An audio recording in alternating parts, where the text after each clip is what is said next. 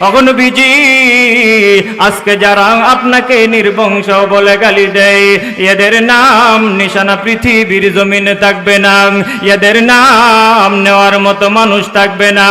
ওগো নবীজি, আপনার নামটাকে আমি সূচ করে দিয়েছি। আল্লাহ বলেন, ওয়ারাফা'না লাকা যিকরাক। ওগো নবীজি, মক্কার বেঈমান কাফেররাও আপনাকে নির্বংশ বলে গালি দিয়েছে। আল্লাহর নবী গো, আপনার নামটাকে আমি রফা করে দিয়েছি, উঁচু করে দিয়েছি। কিয়ামত পর্যন্ত যেই জায়গার মধ্যে আমি আল্লাহর নাম থাকবে, সেই জায়গাতেই আপনি মুহাম্মদুর রাসূলুল্লাহর নাম থাকবে। কিয়ামত পর্যন্ত আপনার উম্মতেরা আযান দিবে, আযান দিবে। আল্লাহর নবী গো, আযানের মধ্যে আমার নামের পরে আপনার নামকে আমি এড করে দিয়েছি। কিয়ামত পর্যন্ত আপনার উম্মতেরা নামাজ আদায় পড়বে গো নবী, নামাজ আদায় করবে। নামাজের মধ্যে দুরূদ পাঠ করবে গো নবী, তাশাহুদ পড়বে গো নবী। তাশাহুদের মধ্যে আমি আল্লাহর নামের পরে আপনার নাম আমি উল্লেখ করে দিয়েছি। যতদিন পর্যন্ত আযান চলবে, ততদিন পর্যন্ত আপনি নবীর নাম উচ্চারিত হবে। যতদিন পর্যন্ত নামাজ চলবে গো নবী, ততদিন পর্যন্ত আপনি নবীর নাম উচ্চারিত হবে। বাবা আদম আলাইহিস সালাতু ওয়াস সালাম ওনার সন্তানদেরকে ডেকে একত্রিত করে কয়েকটা নসিহত করে গিয়েছিলেন, কয়েকটা উপদেশ দিয়েছিলেন। আমাদের সমাজে দেখা যায়, বাবা যখন দুনিয়া থেকে বিদায় হয়ে যাওয়ার সময় গুনিয়ে আসে, তখন দেখবেন ছেলে হোক মেয়ে হোক সমস্ত সন্তানদেরকে ডেকে একত্রিত করে কিছু উপদেশমূলক কথা বলে, ঠিক কি না? যে বাবা, আমি মনে হয় আর দুনিয়াতে বাঁচব না, দুনিয়া থেকে চলে যাব, সুতরাং তুমি এইভাবে চলবা, এইভাবে চলবা, এইভাবে চললে তোমার বিপদ আসার সম্ভাবনা থাকবে না। এমনকি এমন জমিনটা, ওই দলিলটার মধ্যে একটু সমস্যা আছে, সমাধান করে নিও, ঠিক কিনা জুড়ে বলেন। ঠিক তেমনি ভাবে বাবা আদম আলাইহিস সালাতু ওয়াস সালাম দুনিয়া থেকে বিদায় হয়ে যাওয়ার টাইম যখন গুনিয়ে আসলো, সন্তানদেরকে ডেকে একত্রিত করে বলতেছেন, হে আমার বাবারা শুনো, আমি তোমাদেরকে কয়েকটা উপদেশ দিয়ে যাই, এই উপদেশগুলি পালন করে চলবা, দুনিয়াতে চলা অবস্থায় তোমরা বিপদে পড়বা না, সমস্যায় পড়ার সম্ভাবনা থাকবে না। বাবা আদম পয়গম্বর তার সন্তানদেরকে এক নম্বর নসিহত করেছিলেন, হে আমার সন্তানেরা শুনো, তোমরা মাঠে থাকো, ঘাটে থাকো, বাজারে থাকো, যেখানেই থাকো, সব সময় আল্লাহকে স্মরণ রাখবা। জুড়ে বলেন, কাকে? আল্লাহকে স্মরণ রাখবা। দুই নম্বর উপদেশ বাবা আদম পয়গম্বর তার সন্তানদেরকে করেছিলেন, হে আমার সন্তানেরা শুনো, আল্লাহর সাথে শিরিক করবে না। যদি তোমাকে কেটে টুকরা টুকরা করা হয়, যদি তোমাকে কেটে টুকরো টুকরো করে সাগরে ভাসায়া দেওয়া হয়, যদি তোমাকে আগুনে পোড়ায়া দেওয়া হয়, এরপরেও আল্লাহর সাথে শিরিক করবা না, অংশীদারিত্ব সাব্যস্ত করবা না।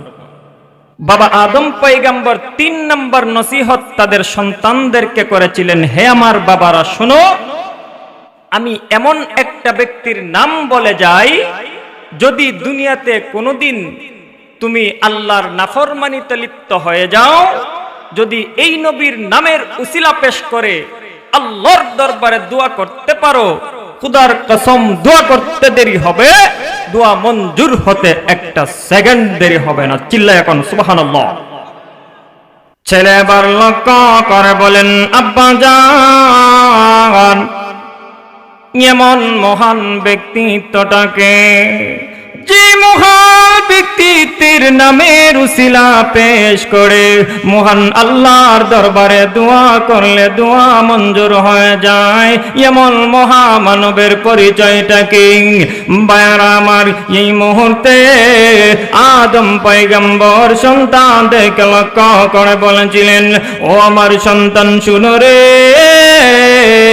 আমি আদম পয়গম্বর যে জায়গাতে গিয়েছি এই জায়গাতে ওই ব্যক্তির নাম আমি পেয়েছি। ওগো আমার সন্তান শুনে নাও, আমি আদম পয়গম্বর যখন জান্নাতের ভিতর পদার্পণ করলাম, আমি তাকায়া দেখি এমন কোন রুম নাই যেই রুমের মধ্যে ওই মহামানবের নাম নাই। ও আমার সন্তান শুনে নাও, জান্নাতের মধ্যে এমন কোন দরজা জানালা বাকি নাই যে দরজা জানালার মধ্যে ওই মহামানবের নাম নাই। ও আমার সন্তান শুনে নাও, জান্নাতের ভিতরে যত সমস্ত বৃক্ষ রয়েছে এমন কোন বৃক্ষ নাই যে বৃক্ষের মধ্যে ওই মহামানবের নাম নাই। আমার সন্তান জেনে নাও, জান্নাতের ভিতরে এমন কোন বৃক্ষ নাই যে বৃক্ষের ডাল ফালার মধ্যে ওই মহামানবের নাম নাই। ও আমার সন্তান শুনে নাও, জান্নাতের ভিতরে এমন কোন বৃক্ষ নাই যে বৃক্ষের পাতায় পাতায় ওই মহামানবের নাম নাই।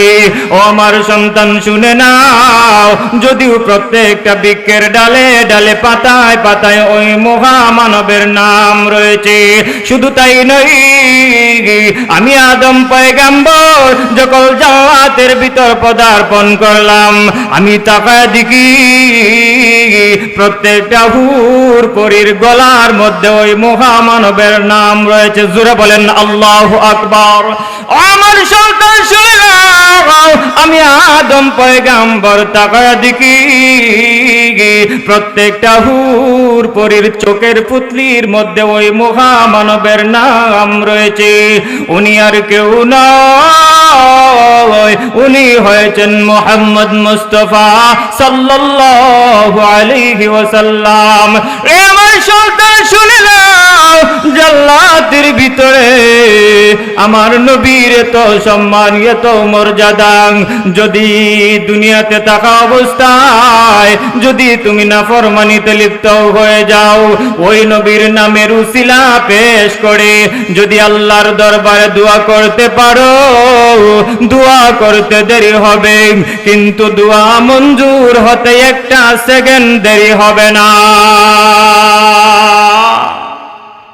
আর আস্তে কোন সুবহানাল্লাহ।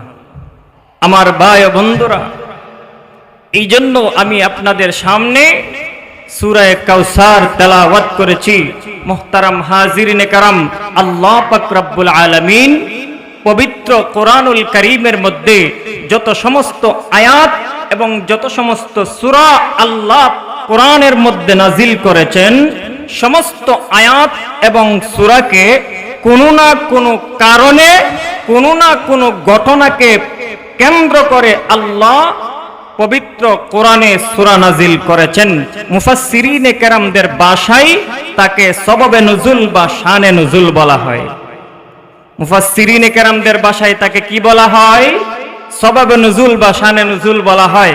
মুহতারাম হাজিরিনে কেরাম, তাহলে আমি আপনাদের সামনে যেই সূরা কাউসার তেলাওয়াত করেছি, এটারও তো একটা শানে নুজুল আছে না নাই?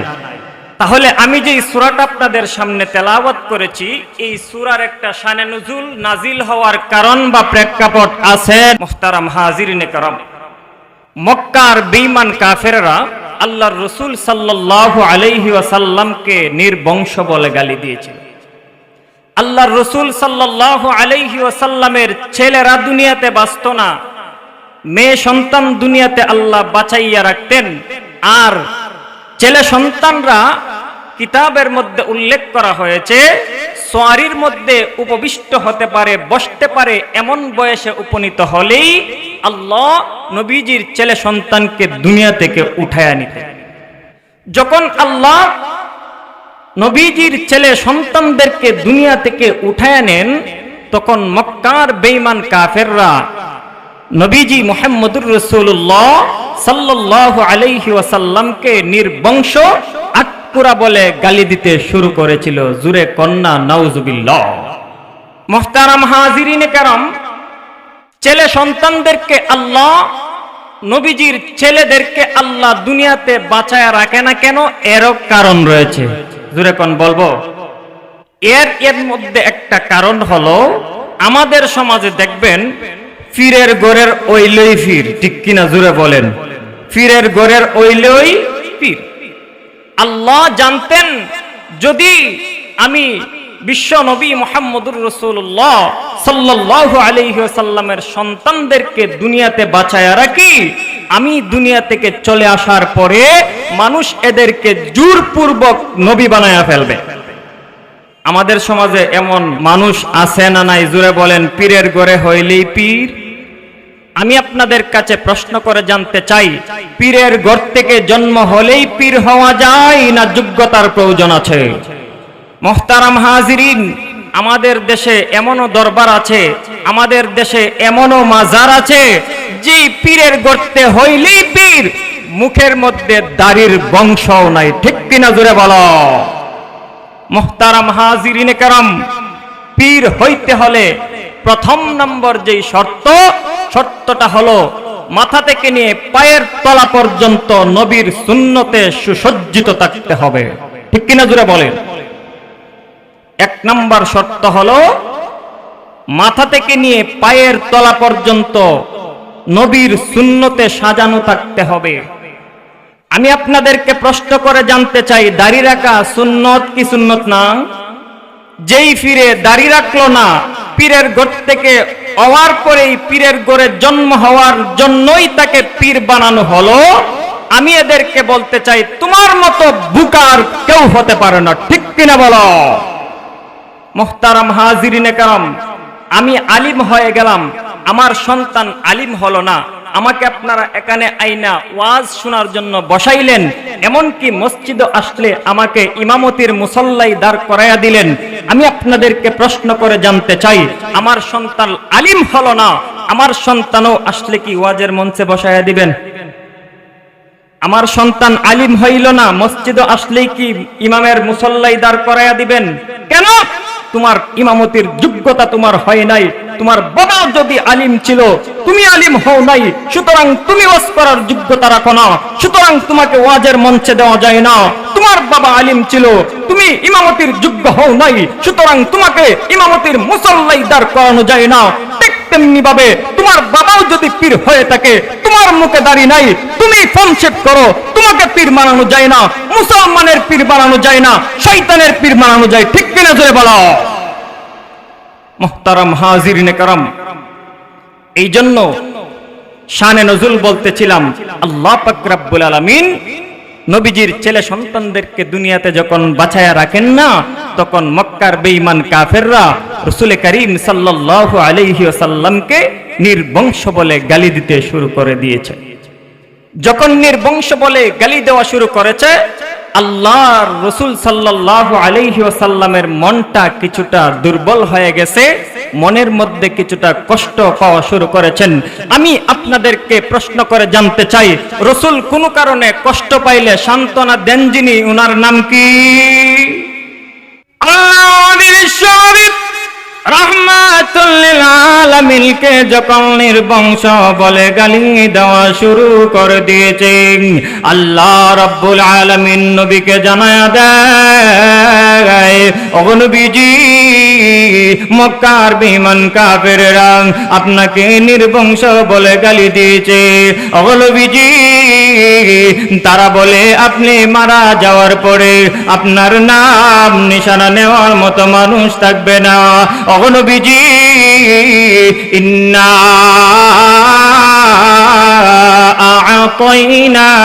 আ'তাইনাকাল কাউসার। ও নবীজি, আমি আপনাকে কাউসার দান করলাম গো নবী। আল্লাহর নবী, বিশ্ব নবী মুহাম্মদুর রাসূলুল্লাহ সাল্লাল্লাহু আলাইহি ওয়াসাল্লামকে আল্লাহ কাউসার দান করে দিলেন। নবীজি কাউসার পেয়ে খুশি হয়ে গেলেন। জোরে বলেন না সুবহানাল্লাহ। এখন আসেন, নবীজিকে আল্লাহ কাউসার দিলেন, নবীজি কাউসার পেয়ে খুশি হয়ে গেল। মা মানাল কাউসার। এখন প্রশ্ন করবেন, কাউসার কাকে বলা হয়? কাউসার কোন জিনিস? যেই জিনিস আল্লাহ আল্লাহর রসুলকে দান করলেন, আর রসুল কাউসার পেয়ে খুশি হয়ে গেলেন। জানার দরকার আছে না নাই? আরো জোরে বলেন, আছে না নাই? মুহতারাম হাজিরিনে কেরাম, মুফাসসিরিনে কেরাম তাফসীরের কিতাবের মধ্যে কাউসার শব্দের ব্যাখ্যা করেছেন অনেকগুলো। এর মধ্যে একটা ব্যাখ্যা হলো কাউসার শব্দের অর্থ হলো রূহানি সন্তান। সুবহানাল্লাহ। নবীজি মক্কার বেঈমান কাফেররা আপনাকে নির্বংশ বলে গালি দেয়।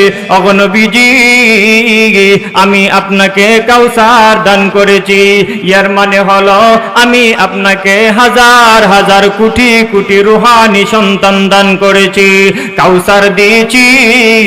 এর মানে হলো ওগো নবীজি, আপনাকে আমি উম্মত দান করে দিয়েছি। ওরা বলতেছে আপনি মারা যাওয়ার পরে আপনার নাম নিশানা নেওয়ার মতো মানুষ থাকবে না। ওগো নবীজি, কিয়ামত পর্যন্ত আপনার উম্মতেরা আপনার নাম স্মরণ করবে। ওগো নবীজি, আজকে যারা আপনাকে নির্বংশ বলে গালি দেয়, এদের নাম নিশানা পৃথিবীর জমিনে থাকবে না, এদের নাম নেওয়ার মতো মানুষ থাকবে না। ওগো নবীজি, আপনার নামটাকে আমি সুউচ্চ করে দিয়েছি। আল্লাহ বলেন, ওয়ারাফা'না লাকা যিকরাক। মক্কার বেঈমান কাফেররা আপনাকে নির্বংশ বলে গালি দিয়েছে। আল্লাহর নবী গো, আপনার নামটাকে আমি রফা করে দিয়েছি, উঁচু করে দিয়েছি। ওগো নবীজি, কিয়ামত পর্যন্ত যেই জায়গার মধ্যে আমি আল্লাহর নাম থাকবে, সেই জায়গাতেই আপনি মুহাম্মদুর রাসূলুল্লাহর নাম থাকবে। কিয়ামত পর্যন্ত আপনার উম্মতেরা আযান দিবে, আযান দিবে। আল্লাহর নবী গো, আযানের মধ্যে আমার নামের পরে আপনার নামকে আমি এড করে দিয়েছি। ওগো নবীজি, কিয়ামত পর্যন্ত আপনার উম্মতেরা নামাজ আদায় পড়বে গো নবী, নামাজ আদায় করবে। নামাজের মধ্যে দুরূদ পাঠ করবে গো নবী, তাশাহুদ পড়বে গো নবী। তাশাহুদের মধ্যে আমি আল্লাহর নামের পরে আপনার নাম আমি উল্লেখ করে দিয়েছি। যতদিন পর্যন্ত আযান চলবে, ততদিন পর্যন্ত আপনি নবীর নাম উচ্চারিত হবে। যতদিন পর্যন্ত নামাজ চলবে গো নবী, ততদিন পর্যন্ত আপনি নবীর নাম উচ্চারিত হবে। জোরে কন্যা সুবহানাল্লাহ। মুহতারাম হাজিরিনে কেরাম, আল্লাহ বলেন, নবী আমার শুধু তা নয়, আমি আল্লাহর প্রভুত্ব যেখানে আছে, আপনি নবীর নবুয়তি সেখানে আছে। সুবহানাল্লাহ। পরে মক্কার বেঈমান কাফেররা বলেছে আপনার নাম নিশানা নেওয়ার মানুষ থাকবে না, আমি যেখানে থাকবো, ওগো নবীজি আপনি সেখানে থাকবেন। আমি পাহাড়ের জন্য আল্লাহ, আপনি পাহাড়ের জন্য নবী। আমি পাহাড়ের জন্য আল্লাহ, আপনি পাহাড়ের জন্য রহমত। আমি সাগরের জন্য আল্লাহ, আপনি সাগরের জন্য নবী। আমি সাগরের জন্য আল্লাহ, আপনি সাগরের জন্য রহমত। আমি পাহাড়ের জন্য আল্লাহ, আপনি পাহাড়ের জন্য নবী। আমি পাহাড়ের জন্য আল্লাহ, আপনি পাহাড়ের জন্য রহমত। আমি সাগরের জন্য আল্লাহ, আপনি সাগরের জন্য রাসূল। সুবহানাল্লাহ। জোরে বলেন না সুবহানাল্লাহ। মুহতারাম হাজিরিনে কেরাম, আল্লাহ পাক রব্বুল আলামিন নবীজি মুহাম্মদুর রাসূলুল্লাহ সাল্লাল্লাহু আলাইহি ওয়াসাল্লামকে এমন উম্মত দিয়েছিলেন, ঘটনার কিতাব, ইতিহাসের কিতাব উল্লেখ করলে দেখা যায় নবীজির জন্য এমন মহিলারা আছে দুধের বাচ্চা নবীজির খেদমতে হাজির করে দিয়েছে। ওগো নবীজি, যুদ্ধের জন্য কবুল করুন। সুবহানাল্লাহ। আল্লাহ বিশ্বনবী রাহমাতুল লিল আলামিন একদিন যুদ্ধের জন্য নাম লিস্টি করতেছেন। এমনিতেই দেখা যায় একজন মহিলা লাইনের মধ্যে দাঁড়ায় গিয়েছে। আল্লাহ নবী বিশ্ব নবী রাহমাতুল লিল আলামিন মহিলাটাকে লক্ষ্য করে বলে, আরে মহিলা, এখানে তো কোনো মহিলার নাম লিস্টি করা হয় নাই। এ মহিলা, এখানে তো পুরুষের নাম নাম লিস্টি করা হচ্ছে। সুতরাং তুমি এখানে কিসের জন্য এসেছো? মহিলাটা লক্ষ্য করে বলেন, ইয়া রাসূলুল্লাহ, ইয়া হাবিবাল্লাহ, ও নবীজি, আমি যার নামটা আপনাকে দেওয়ার জন্য এসেছি উনিও কিন্তু একজন পুরুষ, মহিলা নয় গো নবী। আল্লাহর নবী ডাক দিয়ে বলেন, মহিলা রে, তোমার সাথে তো কোনো পুরুষ দেখা যায় না, শুধু একটা দুধের বাচ্চা তোমার কুলের মধ্যে দেখা যায়। এমনিতে মহিলাটা ডাক দিয়ে বলেন, ইয়া রাসূলুল্লাহ, ইয়া হাবিবাল্লাহ, ও নবীজি, ওই দুধের বাচ্চাটাকে আপনার খেদমতে হাজির করার জন্য এসেছি। আল্লাহর নবী গো, আমার স্বামী যুদ্ধের ময়দানে শাহাদাত বরণ করেছে, আপনার মান মর্যাদা রক্ষা করার জন্য, আপনার ইজ্জত রক্ষা করার জন্য শাহাদাত বরণ করে দিয়েছে। ও নবীজি, আপনি যুদ্ধের জন্য আপনি নাম লেখাইতেছেন, আমার সামর্থ্য নাই, আর কাউকে দিতে পারবো না। ও নবীজি, এই সন্তানটা আমার ছিল দুধের সন্তান, এই সন্তানটাকে আপনি কবুল করুন জিহাদের ময়দানের জন্য, যুদ্ধের ময়দানের জন্য। এমনিতে আল্লাহর নবী, বিশ্ব নবী রাহমাতুল লিল আলামিন ডাক দিয়া বলে, মহিলা রে, তোমার সন্তানটা তো জিহাদের ময়দানে গিয়ে তরবারি ধরতে পারবে না, তোমার এই সন্তানটা তো বেঈমান কাফেরদের বিরুদ্ধে জিহাদ করতে পারবে না, তোমার এই সন্তানটা তো ডাল ব্যবহার করতে পারবে না, তাহলে তো তোমার সন্তানটাকে যুদ্ধের ময়দানে নিয়ে আমার কোনো লাভ হবে না। এমনিতে মহিলাটা ডাক দিয়ে বলেন, ইয়া রাসূলুল্লাহ, ইয়া হাবিবাল্লাহ, ও নবীজি, আমার সন্তানটা ডাল ধরতে পারবে না, কথা ঠিক, আমার সন্তানটা তরবারি চালাইতে পারবে না, কথা ঠিক, আমার সন্তানটা যুদ্ধ করতে পারবে না, কথা ঠিক। ও নবীজি, আপনি যখন যুদ্ধের ময়দানে অবস্থান করবেন, মক্কার বেঈমান কাফেররা আপনাকে লক্ষ্য করে যখন তীর নিক্ষেপ করবে, ও নবীজি, আপনার সামন থেকে তীর যখন আসবে, আমার দুধের সন্তানটাকে আপনি তীরের সামনে ধরে দিবেন। সুবহানাল্লাহ, জোরে বলো সুবহানাল্লাহ। ও নবীজি, আমার তীরের সামনে আমার সন্তানটাকে আপনি ধরে দিবেন। আল্লাহর নবী গো, আমার সন্তানটাকে আপনি বাম দিকে যখন তীর আসবে, বাম দিকে আমার সন্তানটাকে ধরে দিবেন। ও নবীজি, ডান দিকে যখন তীর আসবে, মক্কার বেঈমান কাফেররা যখন আপনাকে লক্ষ্য করে তীর নিক্ষেপ করবে, ডান দিকে এবং বাম দিকে চতুর্দিকে আমার সন্তানটাকে আপনি তুলে ধরবেন। আল্লাহর নবী গো, আমি চাই আপনাকে হেফাজত করার জন্য আমার সন্তানের কলিজাটা জারজা হয়ে যাবে, আমি কাল কিয়ামতের মাঠে শহীদের মা হয়ে দাঁড়াতে চাই। এই জন্য আমার ভাইয়ের আল্লাহ বলেন, ইন্না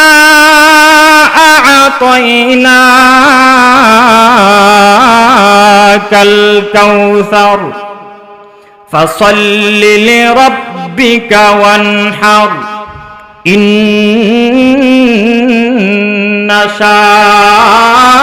শানিআকা হুয়াল আবতার। ও নবীজি, মক্কার বেঈমান কাফেররা আপনাকে নির্বংশ বলে গালি দিয়েছে। আল্লাহর নবী গো, আমি আপনাকে কাউসার দিয়া দিলাম, অর্থাৎ রুহানি সন্তান আমি আপনাকে দান করে দিয়েছি। এই সমস্ত রুহানি সন্তানেরা আপনার সম্মান রক্ষা করার জন্য, আপনার ইজ্জত রক্ষা করার জন্য জমিনের মধ্যে তার তাজা রক্ত বিলায়া দিবে, যদি প্রয়োজন হয় সন্তান বিসর্জন দিয়া দিবে, যদি প্রয়োজন হয় সন্তানদেরকে এতিম করে দিবে, যদি প্রয়োজন হয় স্ত্রীদেরকে বিধবা করে দিবে। ঠিক কিনা জোরে বলো। জীবন দেব মোরা নবীজির জন্য, ফাঁসি পড়ব গলে নবীজির জন্য। ঠিক কিনা জোরে বলো, ঠিক কিনা।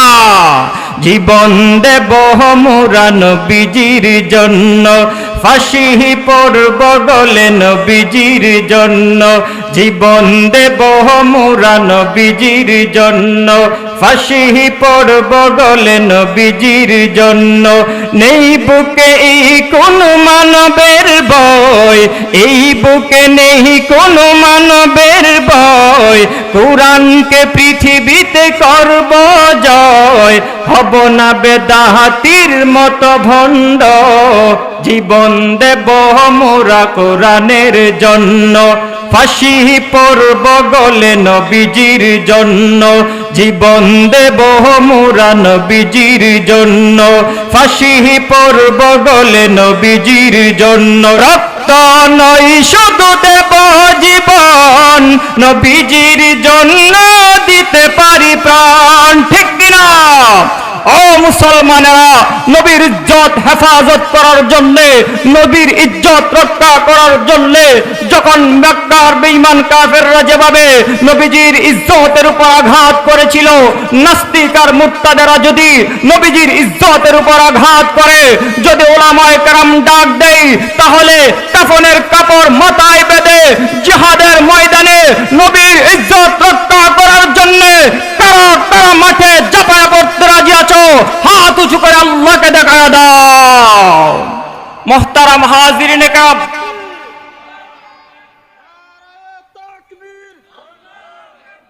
নবী রাসূলের শত্রুরা, উলামায়ে কেরামের শত্রুরা, আল কুরআনের আলো, নারে তাকবীর। ও মুসলমান, নবীর সম্মান শেখ মুজিবের চাইতে কম না বেশি? নবীজির সম্মান প্রধানমন্ত্রীর চেয়ে কম না বেশি?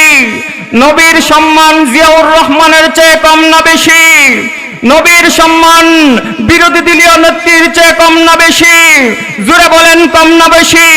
যদি আমার নবীর সম্মান প্রধানমন্ত্রীর চেয়ে বেশি হয়ে থাকে, যদি আমার রসুলের সম্মান শেখ মুজিবের চেয়ে বেশি হয়ে থাকে, যদি আমার নবীজির সম্মান বিরোধী দলীয় নেত্রীর চেয়ে বেশি হয়ে থাকে, শেখ মুজিবুর রহমানকে গালি দিলে সংসদে বিচারের ঠাঁই মোনার আছে, শেখ মুজিবুর রহমানকে অসম্মান করলে সংসদে বিচারের ঠাঁই মোনার রয়েছে, বিরোধী দলীয় নেত্রকে গালি দিলে সংসদের মধ্যে বিচারের জন্য ব্যবস্থা রয়েছে, শেখ হাসিনাকে গালি দিলে যদি বিচারের ব্যবস্থা থাকে, খোদার কসম আল্লাহর জমিনে 95% মুসলমানের দেশে নাস্তিক এবং বেঈমানের বাচ্চারা যদি আমার রসুলকে গালি দেয়, খোদার কসম, রব্বে-জুল জালালের কসম, সর্বোচ্চ বিচারের শাস্তি মৃত্যুদণ্ডের রায় সংসদ থেকে ঘোষণা করতে হবে, ঠিক কিনা? জোরে বলো।